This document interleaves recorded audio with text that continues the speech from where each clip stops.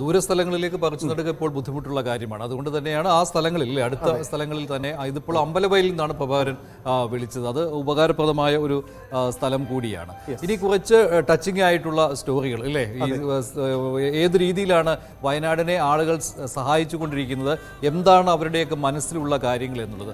ഇത് ഏതാണത്? തെയ്യം കലാകാരന്മാരുടേതാണ്. അല്ല, ഇത് ദുരിതാശ്വാസ നിധിയിലേക്ക് പണം കണ്ടെത്താനായി കടല വിൽപ്പനയുമായി രണ്ട് വിദ്യാർത്ഥികളാണ്. മുഹമ്മദ് ഹസ്രത്ത് അലിയും മുഹമ്മദ് സിനാനുമാണ്. വളാഞ്ചേരിക്കാരാണ്. അതെ, അവരാണ് രംഗത്ത് വന്നിരിക്കുന്നത്. അവരുടെ മാതൃകാപരമായ ആ ഇടപെടൽ ഒന്ന് കാണാം.